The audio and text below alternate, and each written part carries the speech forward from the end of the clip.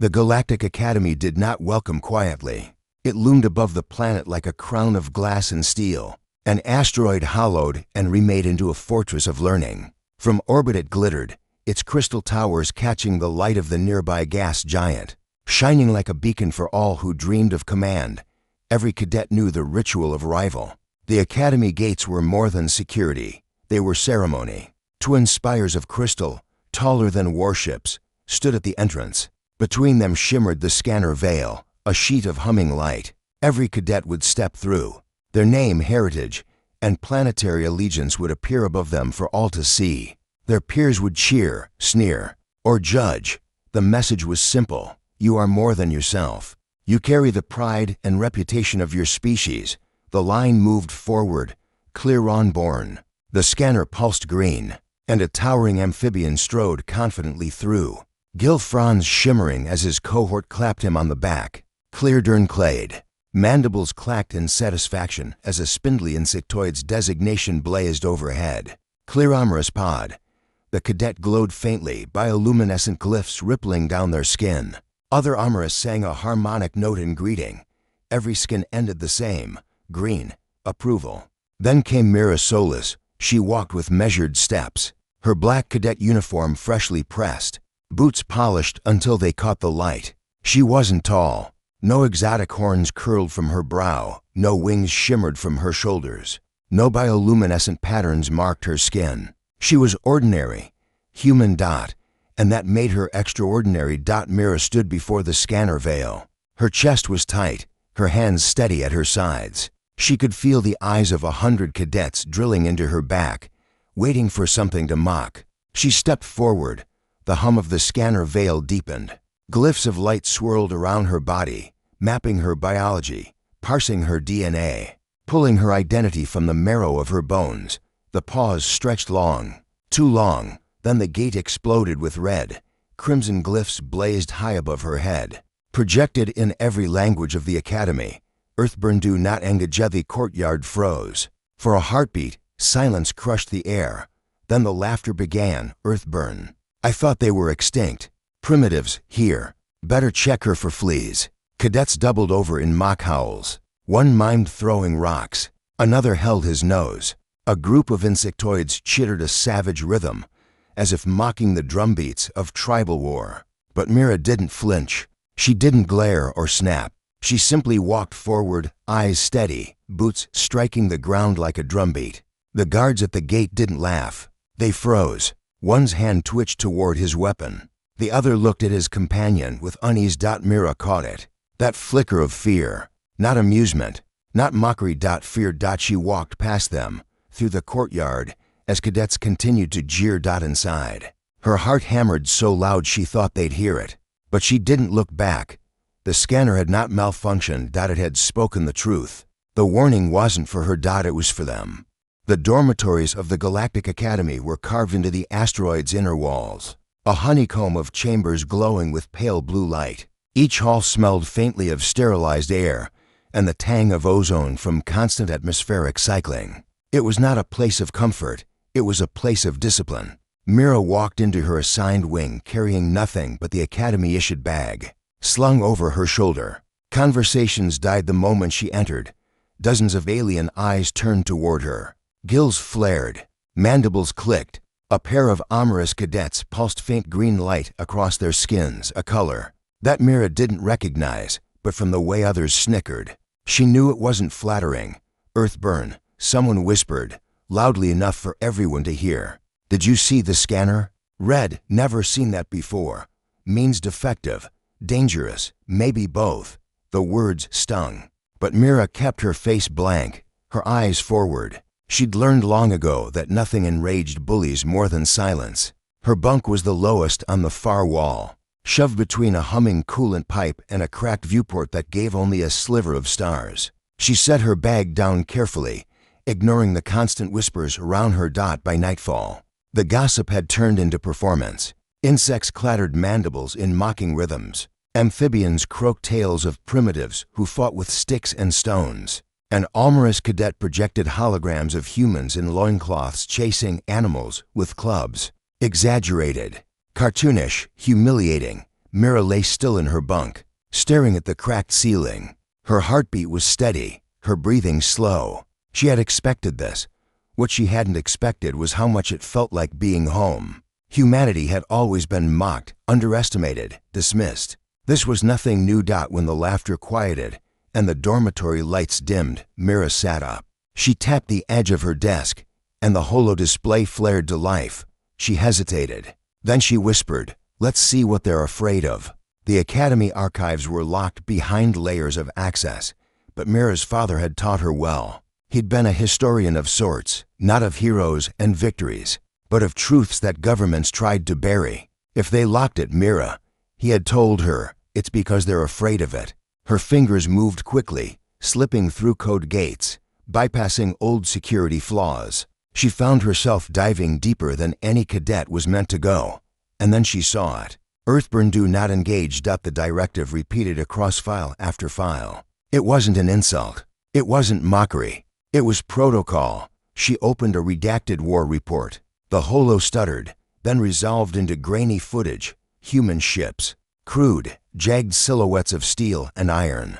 They were nothing compared to the elegant spindles of the council, but they moved with reckless precision, engines burning bright. One slammed directly into a capital vessel, the explosion blooming like a new star. Another report. Tungsten rods, hurled from orbit at hypersonic speeds, tearing through shielded cruisers. No plasma, no elegance, just physics. Another. Ground troops in cobbled-together armor, railguns rattling in their hands, charging mechs that should have been invincible. They didn't stop. Even when cut down, the line pressed forward, overwhelming the machines with sheer determination. The text alongside the images made her breath catch. Council losses unacceptable. Human aggression exceeds projections. Recommend Sol system containment. Her eyes burned as she read the final directive. Engagement with Earthborn units is prohibited. Quarantine enforced. Threat level. Red. Mira sat back in her chair, chest tight. The scanner hadn't been a malfunction. The guards' fear hadn't been confusion. The council remembered. Humanity hadn't been sealed off to protect them. They had been sealed off to protect everyone else. The laughter of the dormitory cadets echoed faintly in the hall beyond her door. They thought Earthborn meant weak, defective, primitive. They didn't know the truth. Earthborn meant dangerous. Earthborn meant unpredictable. Earthborn meant never again. Mira leaned forward, staring into the dim hololight. Her reflection looked back at her, tired and resolute. They think we're a joke. She whispered to herself. Good. Let them think that. Because sooner or later, the truth would surface. And when it did, the galaxy would remember why the warning had been written in red. The trial dome was a spectacle. Steel walls curved high overhead, latticed with beams of light. The floor shimmered with shifting panels that could rearrange the terrain. At the instructor's command, rocks rose, pits opened, gravity itself flexed and twisted. The academy designed it this way to humble cadets, to remind them that war was chaos, and only discipline could survive it. Cadets filled the observation tiers, chattering in a dozen languages. Laughter bubbled here and there, most of it directed at Mira. She'll trip before the first shot. Maybe they'll give her a stick and let her play savage. I almost feel bad for her. Almost. Mira ignored them. She stood at the edge of the arena, eyes forward, hands steady. Her pulse was hammering in her throat, but she refused to let it show. The instructor, a tall insectoid Dern with polished mandibles, clicked his jaws in amusement. Combat Trial 1. Objective, survive. His gaze landed on Mira, and the clicking turned into something sharper. Cadet Solus, you will lead the engagement. Gasps, murmurs. The sound of dozens of alien cadets thrilled at the thought of her failure. Mira didn't react. She simply nodded once. The gate at the far end of the dome groaned open, and the beast came out. A Threxian war beast, bred and engineered for carnage. Its armored hide pulsed with glowing veins of plasma, casting an eerie light across the arena. 4 meters tall at the shoulder, jaws split into hinged maws dripping molten saliva. Each step it took made the floor tremble. The crowd roared approval. Perfect. She'll be lunch. Earthborn versus a war beast. She'll be a stain. The instructor raised a claw. Engage. Cadets beside Mira opened fire immediately, rifles spitting bolts of plasma. The beast's shield flared, absorbing every shot in a haze of sparks. It roared, the sound vibrating through the dome, and charged. One cadet, to slow, was swatted aside like a rag doll. He slammed into the wall and crumpled to the floor, groaning. The crowd laughed. The beast turned, plasma dripping from its jaws, and fixed on Mira. She raised her rifle. For a heartbeat, everyone thought she would finally prove them right. That she would panic, fire wildly, miss, and be torn apart. Then she let the rifle drop. It clattered against the steel floor. The jeers came instantly. She's surrendering. She doesn't even know how to use it. But Mira wasn't surrendering. She was thinking. Her eyes flicked to the cracked wall panel where the other cadet had slammed earlier. Sparks still bled from the exposed circuits. Weakness. A weapon. She sprinted. The beast roared and thundered after her. Claws gouging the floor. Mira reached the panel, gripped the twisted metal beam, and pulled with everything she had. It tore free in her hands, a jagged support rod, heavy, crude, sparking at the edges. She turned just as the beast lunged. Its jaws opened, glowing hot enough to melt steel. Mira dove under it. The heat seared her skin, but she didn't stop. She rolled beneath the beast's bulk, came up at its flank, and drove the rod into the joint of its foreleg. Metal screamed. The beast bellowed. The shield matrix flickered, stuttering into static. Cadets gasped. Shields weren't supposed to break that easily. The beast swung around, secondary jaws snapping, plasma drooling from its maw. Mira didn't back away. She climbed. Her muscles screamed as she scaled its armored hide, gripping seams, dodging swipes. It tried to buck her off, but she clung on, every motion precise. She reached its head. The secondary jaw opened wide, glowing bright enough to blind. Mira jammed the rod deep into the hinge. She twisted with all her weight. Circuits popped. Sparks showered the arena. The beast howled, its legs buckling. For one terrible second, it convulsed beneath her, thrashing so hard the whole dome shook. Then it collapsed. The war beast lay twitching on the floor, its shield dead, its body sparking and smoking. The dome went silent. Mira slid off its back, chest heaving, sweat running down her face. She dropped the rod with a clang. Her voice cut through the silence, calm and unshaken. Manuals tell you how battles should go. I fight the way they actually do. For a moment, no one moved. Then the whispers began, but not mocking this time. What did I just see? She killed it with scrap metal. She fought like a human. The instructor stared at her, mandibles parted in shock. He had seen hundreds of cadets fight in this dome. None had done what she just did. And in the shadows above, council observers shifted uneasily. Their eyes weren't mocking, they were afraid. The summons came at dawn. Mira had been awake for hours, lying stiff in her bunk, staring at the cracked viewport that showed only a sliver of stars. The dormitory was quiet now, the other cadets asleep or pretending to be. The air carried the faint metallic tang of recycled oxygen. But beneath it Mira swore she could smell anticipation, sharp, cold, like ozone before a storm. The door hissed open. 2 guards stood there, armored in the academy's black and silver. Their helmets reflected the pale light, faces unreadable behind mirrored visors. One spoke, voice flat and metallic through the modulator. Cadet Mira Solu, you are summoned by order of the Commandant. Immediately, the whispers started as soon as she rose. They're expelling her. No. They're executing her. Maybe dissecting her. Mira ignored them. She slid from her bunk, tugged her uniform straight, and followed the guards without a word. Her boots echoed against the steel floor, every step too loud in the suffocating silence. They didn't take her to the training halls or the command offices.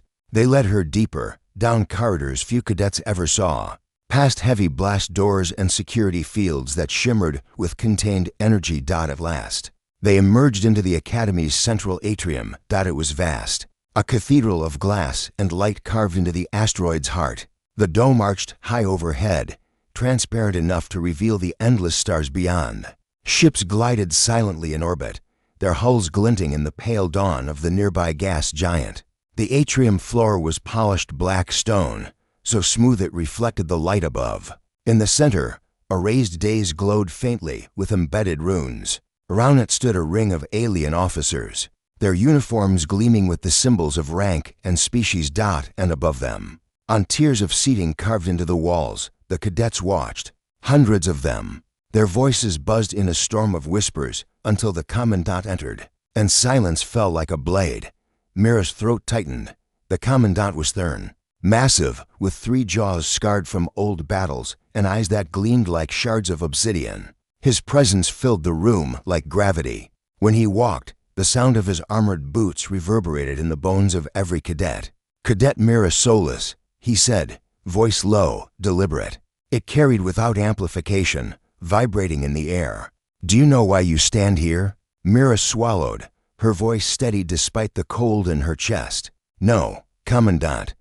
He studied her for a long moment. His gaze was heavy, as if weighing not just her words, but her very existence. Then he raised a clawed hand, and the runes embedded in the dais flared to life. The air above shimmered. HOLO- footage filled the chamber. At first, it was sound. Thunderous impacts. Screams cut short. The metallic roar of engines pushed beyond tolerance. Then came the images. Human ships.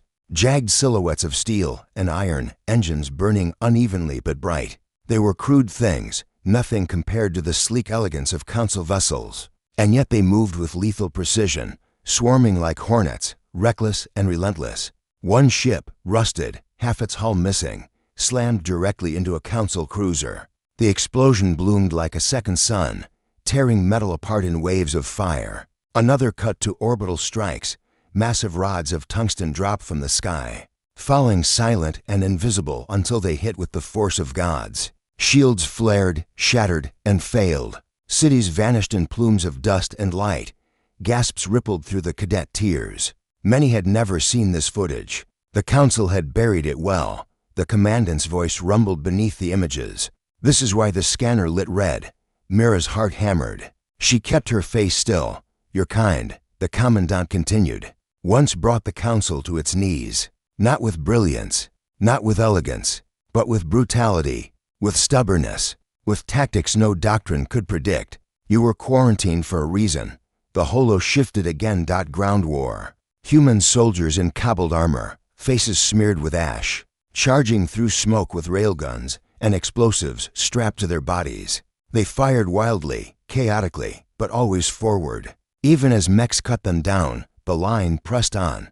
Cadets shifted uneasily in their seats. Their whispers were sharp now, tinged with disbelief and fear. Impossible. They fought like animals. No, they fought like something worse. The commandant turned, his eyes locking onto Mira. "The directive remains. Do not engage. Not because you are weak, not because you are primitive, but because you are chaos, fire, a threat no doctrine can contain." Mira's chest tightened. She felt the weight of 1,000 eyes pressing down on her, waiting to see if she would break. But she didn't. She held the commandant's gaze, silent, waiting, and the chamber held its breath. The holo still flickered above the dais when the silence finally broke. It wasn't orderly. It was chaos. Cadets shouted across tiers, voices overlapping in disbelief, horror, and denial. Those ships should never have pierced shields. How could primitives overwhelm capital mechs? This has to be false. Propaganda. Others said nothing at all, their faces pale, their eyes darting to Mira as though she might sprout fangs and lunge at them. One insectoid cadet hissed, mandibles clattering, "If this is true, then the Academy has admitted a contagion into its halls." A chorus of nervous agreement rose behind him. The commandant slammed the butt of his staff against the stone. The sound cracked through the atrium like thunder. Silence returned instantly. "Enough," he growled. His eyes never left Mira. "Step forward." Mira obeyed. Her boots echoed on the black stone as she mounted the dais. She stood at the center, dwarfed by the towering alien officers circling her, and lifted her chin. The commandant leaned close, his scarred jaws inches from her face. "Cadet Solis, do you deny what you have seen?" Her throat was dry. She wanted to say yes. She wanted to say, "This isn't me. This isn't who we are anymore." But the words wouldn't come. The truth was etched into her blood. "No," she said quietly. The commandant's mandibles twitched. "Then tell this tribunal what you are." The air thickened. The cadets in the tiers leaned forward. The officers stiffened. Mira's voice came steady. Earthborn. Gasps rippled through the chamber. One officer snarled.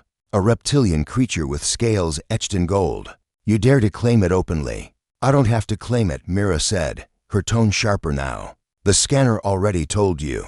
The reptilian officer hissed, stepping forward. But the commandant raised a claw and stopped him. Another officer, tall and crystalline, spoke with a voice like shattering glass. Primitive. Your kind should have been extinguished. You should never have been allowed beyond soul. Mira's chest burned.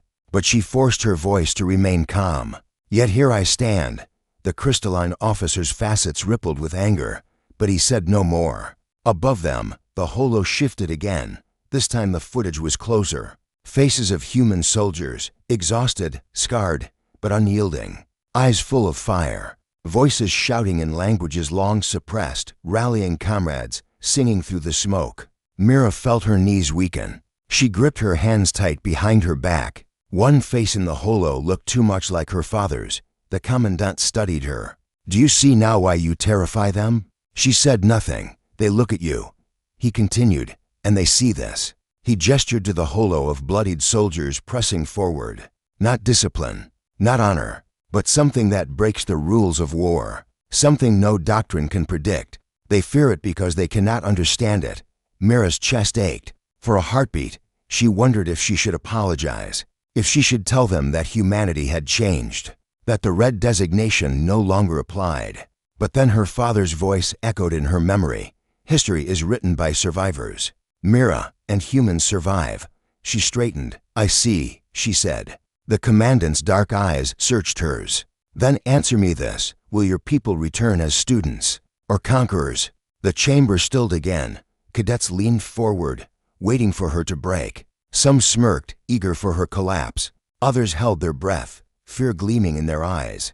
Mira's heart pounded so hard she thought it would burst from her chest. She wanted to run. She wanted to scream. But she did neither. She lifted her chin, and she chose.